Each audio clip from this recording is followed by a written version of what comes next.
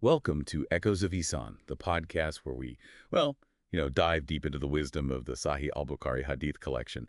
And today we're taking a look at a book that I think really speaks to the heart of what this podcast is about. Book 73, Good Manners and Form.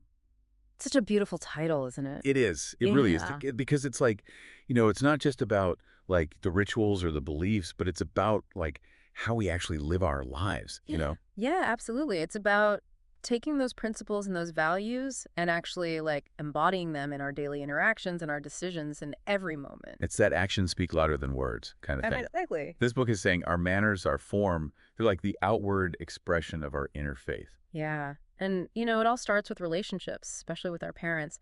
There's this hadith in this book that says honoring your parents is even more important than participating in jihad if they're alive. Wow, that's a pretty powerful statement, right? It is. It puts things in perspective. Like jihad is a huge deal in Islam, right? Absolutely. But caring for your parents, that takes priority. It really does. Hadith number 3, it really emphasizes that. It's like fulfilling our obligations to our parents. Taking care of them. Their well-being, their comfort, all of that comes first, especially as they get older. It's like they took care of us when we were little, so now it's our turn. Exactly. And then there's that, that hadith about cursing your parents, which is like, it equates it to abusing someone else's parents. It's like this universal law of respect. What goes around comes around kind of thing. Exactly. Hadith number 4, it warns us about that. Like disrespecting your parents, it has serious consequences. It's not just about hurting them. It's about like the negative energy it creates, The ripple effect. Yeah, exactly. And speaking of consequences, there's that crazy story, right? In hadith number 5, where a man is trapped in a cave. Oh, yeah, with that giant rock blocking the exit. And he's like, this is death. And what does he do?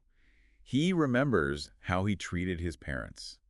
And he prays to Allah based on those actions. I know, it's amazing. It's like in that moment of complete desperation, total helplessness. He finds strength in his good deeds. In his devotion to his parents. It shows you how powerful sincere actions can be. And then the rock moves. Yeah. It's like a miracle. It's a reminder that even when all hope seems lost, our good deeds can have an impact we can't even imagine. It's like those actions, they become our lifeline. Yeah, they connect us to Allah's mercy, even in the darkest moments. It's so powerful. And this theme of family ties, it keeps coming up in Book 73. It does. Like in Hadith number 13, it says that those who sever family ties won't enter paradise. That's a heavy one, right? It is. It's like our relationships with our family, they're eternal consequences. Absolutely. It's not just about like getting along with your relatives or whatever. It's about fulfilling a divine command. It's about recognizing those bonds as sacred. Exactly. And it makes me think about that term al-wasil that I came across in this book. Oh, yeah. What did you think about that? I'm not sure I fully grasp it. It seems like it's more than just being nice or returning favors. Yeah, it's deeper than that. Hadith number 20 explains it. Al-wasil is someone who maintains relationships with their relatives, even when those relatives have cut them off. So it's about forgiveness. Yeah. It's about taking the initiative to mend broken bonds, even when it's hard, even when it feels one-sided. That's tough. But it really shows how important family ties are in Islam. It does. It's about rising above past hurts, choosing compassion over resentment. It's about recognizing the inherent value of those relationships, no matter what. Exactly. And, all this talk about family and ties and forgiveness, it makes me think about mercy. Absolutely. Book 73 delves into that as well. It's not just some abstract concept. No, it's a real force that shapes how we treat each other. It's like a guiding principle for our interactions. Yeah, and there's this beautiful hadith, number 29. It describes how Allah divides his mercy. Oh, tell me about this. So, he keeps a vast portion for himself, but he sends a portion down to earth. Okay. And it's that earthly portion that fosters compassion and kindness among creation. So our capacity for mercy is like a reflection of Allah's mercy. Exactly. It's like we get a taste of that divine attribute. And we're called to share it, to embody it in our own lives. To be merciful to others. To all beings, not just humans. Which reminds me of that hadith about the man who gave water to a thirsty dog. Ah, yes. Hadith number 38. And he was forgiven for his sins just for that one act of kindness. It shows that mercy goes beyond species. Our actions towards animals matter to Allah. It's like recognizing their suffering, their needs. It's about extending our compassion to all living creatures. Yeah, and it challenges us to expand that circle of compassion even further. To see the interconnectedness of all creation. Exactly. And speaking of interconnectedness, Hadith number 40, That really hits home. The one where the Prophet compares believers to a single body. Yes.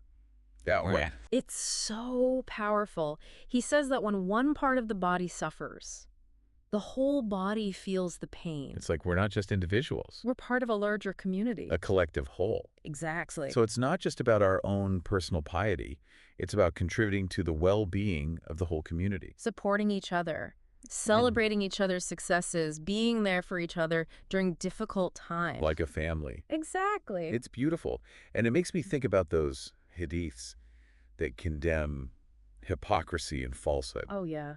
Hadiths 44, 45, and 117. They really stand out, don't they? They do. Because it's like they're the opposite of everything we've been talking about. It's about aligning our inner beliefs with our outward actions. Being genuine. Authentic. Walking the walk. Not just talking the talk. And this reminds me of that story about Aisha's reaction to the Jewish greeting. Oh, yeah, that's an interesting one. It's in Hadith 53 and 57. The one where she gets angry. Yes.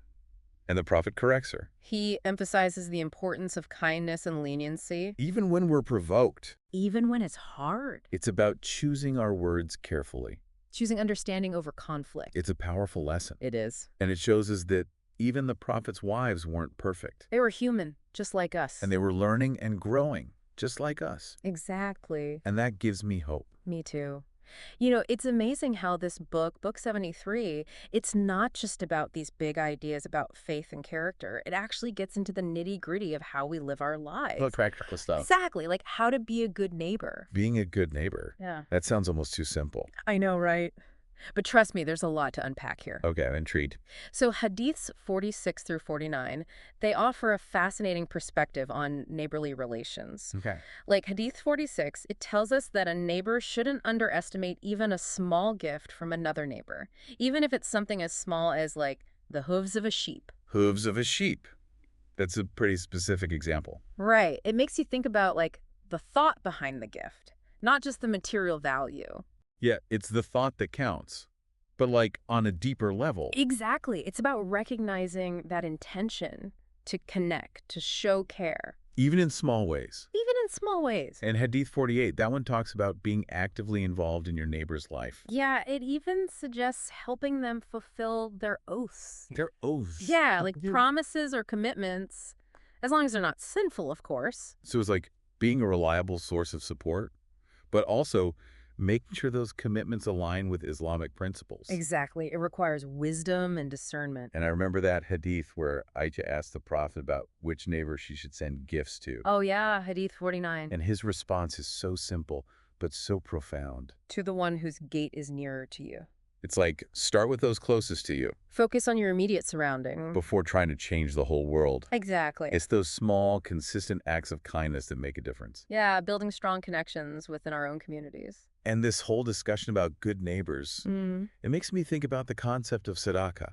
Oh, interesting connection. I always thought of it as charity, like giving money or donating things. Yeah, that's the common understanding. But Book 73 seems to expand on that definition. It does. It's like tzedakah encompasses so much more. Exactly. Hadiths 50 through 52, they really highlight that. Okay, so what else counts as tzedakah, according to these hadiths? Well, Hadith 50 tells us that simply enjoining good is a form of sadaqah. Enjoining good. Like encouraging others to do good deeds, to follow the right path. So it's not just about doing good ourselves. It's about inspiring others to do good too. Exactly. It's like a ripple effect. Yes, a multiplier effect. And Hadith 51, it takes it even further. It lists all sorts of actions that can be considered sadaqah, like working with your hands to benefit yourself and then giving charity from those earnings. So it's about connecting our worldly efforts with our spiritual intentions. Exactly. It's about infusing our everyday actions with meaning and purpose.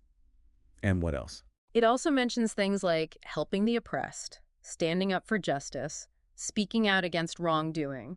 So it's not just about giving money. It's about using our voices, our actions to create positive change. Exactly. It's a whole new way of looking at tzedakah. It is. It's about recognizing that every action can be an act of giving. Even refraining from evil. Refraining from evil. Yeah, like choosing not to participate in negativity. It's like preventing harm is also a form of tzedakah. Exactly. And Hadith 52, that one really emphasizes the value of even the smallest acts of kindness. Right. It says that we can save ourselves from the hellfire even with half a date fruit given in charity. Half a date fruit. And if even that's not possible, then by speaking a good, pleasant word. It's like tzedakah is accessible to everyone. Exactly. It doesn't have to be this grand gesture. It's the intention behind it that matters. Exactly. It's a beautiful reminder that we all have the power to make a difference. We do. Every single one of us. It's amazing, right, how this book ties everything together. It really is. It's like we've been talking about good manners and mercy and kindness, All these outward actions. but it all stems from something deeper, from our faith, from our character. Yeah, it's all interconnected. And there's this hadith number 56. It says that good character and manners are connected to faith. Like they're essential for a strong faith. Absolutely. It's not just about being a nice person. It's about reflecting that inner goodness. Exactly. The stronger our faith, the more naturally those good qualities will flow from us. It's like our actions become a testament to our beliefs. Yeah, it's a beautiful way to think about it. And it makes those hadiths about hypocrisy and falsehood even more powerful. Oh, yeah, because they're like the complete opposite. It's like you can't have genuine faith if you're living a lie. Exactly. It's about being true to ourselves, to our beliefs, And aligning our words and actions, walking the walk. not just talking the talk. And, the best example we have of this is the Prophet himself. Absolutely. These hadiths give us a glimpse into his character, His compassion, his Yeah. patience. his humility. Like in Hadith number 64, Anas, who served the Prophet for 10 years, he said he never once heard the Prophet say a harsh word. Wow, 10 years. And never a single harsh word. It's incredible, isn't it? It's like a whole new level of good manners, It is. It's about creating that space of respect and kindness, making people feel valued, even when things are tough. even when we're feeling stressed. And, there's this Hadith number 135. It talks about what true strength really is. Oh, tell me about that one. It says, "The strong is not the one who overcomes people by his strength, but the strong is the one who controls himself while in anger." So it's not about physical strength, No, it's about emotional strength. about controlling our anger. Exactly. It's so easy to lash out when we're angry. But this Hadith reminds us that true strength is about restraint. It's about choosing a different path. Yeah, and there's another Hadith that offers some practical advice on how to do that. Okay, which one is that? Hadith number 136. It describes the scene where two men are arguing in front of the Prophet. And one of them is getting really angry. His face is red. Oh, I can picture it. And the Prophet tells him to seek refuge with Allah from Satan. Seek refuge from Satan. Yeah, it's like recognizing that anger can be a tool of Satan. Something that can lead us astray. Exactly. So when we feel that anger rising up, We turn to Allah for help we seek his protection. and his guidance. And it makes me think about this question. How do we cultivate that level of faith where we can truly control our anger, where we can embody all these beautiful qualities we've been talking about? That's the question, isn't it? And it's a question that we all need to grapple with. And there's this hadith, number 67. It outlines 3 essential elements of true faith.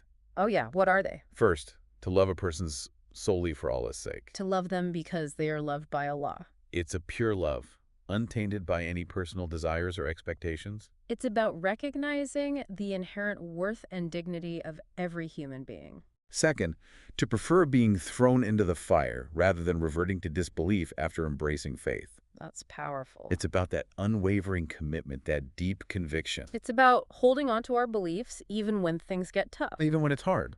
And third, to love Allah and his messenger above all else. To make that the center of our life. To let that love guide our every decision. It's about recognizing our ultimate allegiance. It's our ultimate purpose. It's a beautiful reminder that true fulfillment comes from aligning ourselves with the divine will. It does. And so, as we wrap up our deep dive into Book 73, Good Manners and Form, I think the question we're left with is, how do we make these 3 elements a living reality in our own lives? How do we translate these beautiful teachings into action? How do we embody compassion, integrity, and grace in our everyday interactions? It's a journey, isn't it? It is a lifelong journey of learning and growing and striving to become better versions of ourselves. And that's the beauty of it. It is. So, to all of you listening, I encourage you to keep exploring these hadiths, to keep seeking wisdom, to keep striving for excellence in your character and conduct. And to keep those good manners flowing. Because the world needs more kindness, more compassion, more good manners. Until next time, may Allah guide us all on this journey of faith and self-improvement.